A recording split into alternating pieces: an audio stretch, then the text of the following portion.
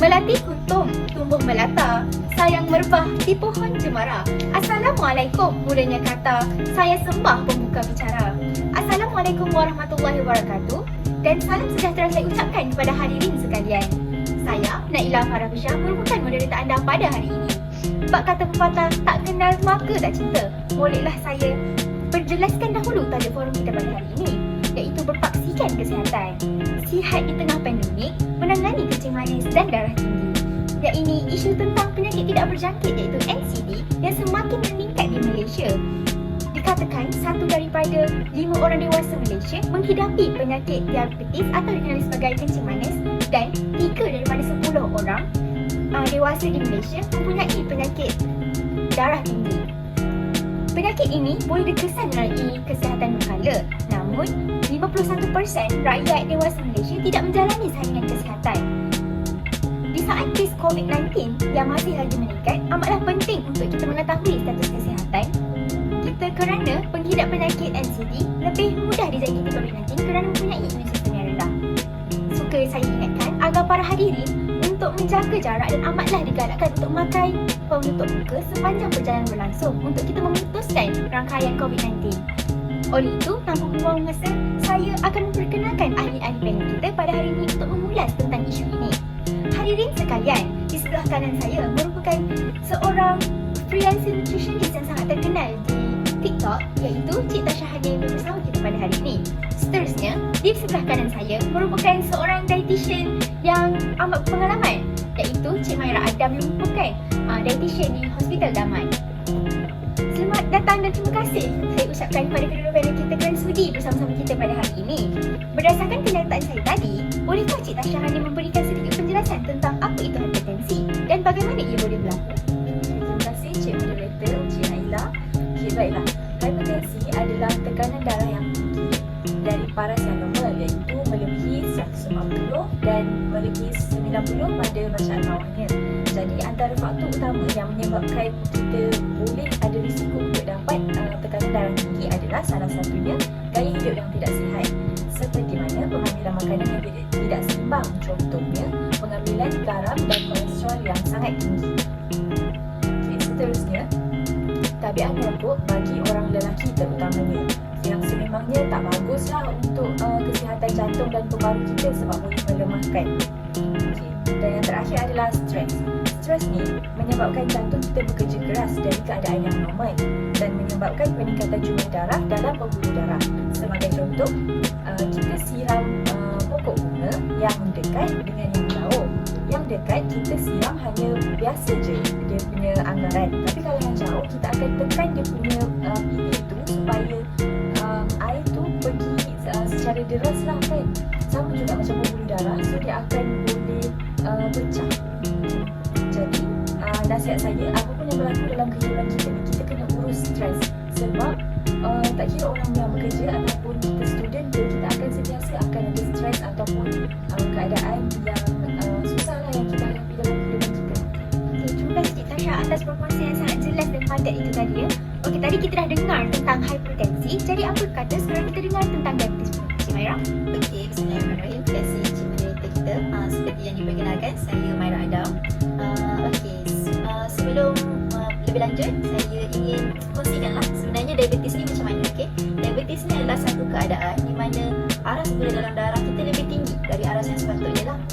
Jadi untuk menjawab soalan tadi, individu yang lebih berisiko untuk dapat diabetes ni adalah individu yang berusia lebih daripada 35 tahun.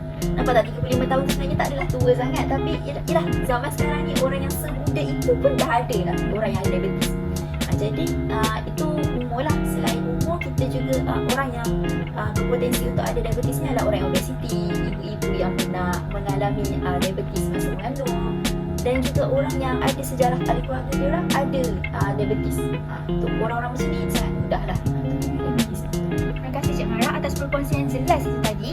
Hadirin sekalian, mesti anda semua bertanya kan, apa tanda-tanda penyakit-penyakit ni? Dan sekiranya tiada tanda atau simptom, ada potensi ke kita untuk mendapat penyakit-penyakit ni? Jadi kita mulakan perbincangan ini dengan kupasan lebih lanjut oleh Cik Tasha. Terima kasih Cik Moderator.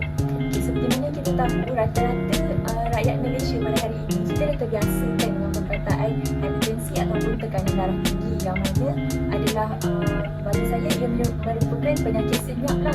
Kenapa saya kata dia penyakit senyap? Penyakit senyap ni sebab hampir 90% pengidap hipertensi ataupun tekanan darah tinggi sebenarnya dia tak ada gejala, tetapi ada 10% lagi yang ada gejala tapi tak spesifik lah, seperti sakit kepala, pening, yang mana kalau kebiasaannya kalau kita tak sihat katakan kita demam, ada je sakit kepala, pening macam tu kan.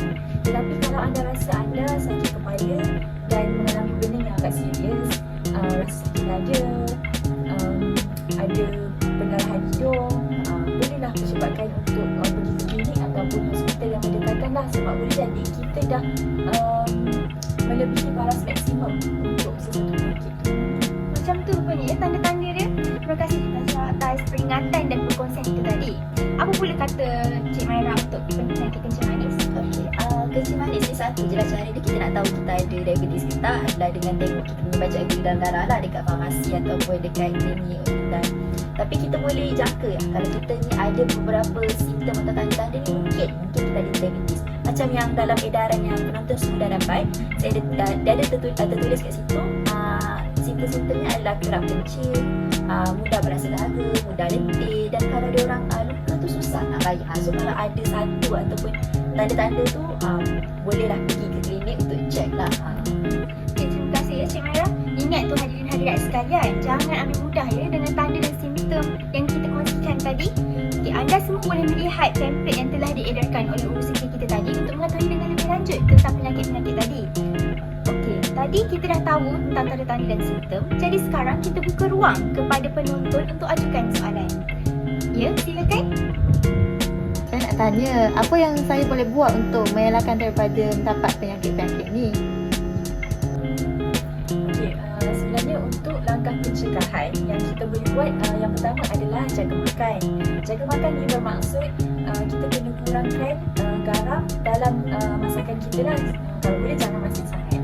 Okey, yang kedua adalah apa yang kita boleh buat, sentiasa bersenam. Sebab bersenam ni dia boleh mengeluarkan belur dan toksik yang ada dalam badan kita lah untuk membuatkan kita lagi sihat dan cergas untuk menjalani kehidupan seharian. Dan last sekali adalah urus stres. Bagi saya stres tu sangat penting ya untuk zaman sekarang ni, sebab kita orang bekerja, kita student, sangat banyak masalah seperti yang mana saya katakan tadi. Stres boleh menyebabkan kita dapat risiko untuk dapat tekanan darah tinggi itulah. Okay, kalau tak boleh juga, sekurang-kurangnya kita tarik nafas dan hembus.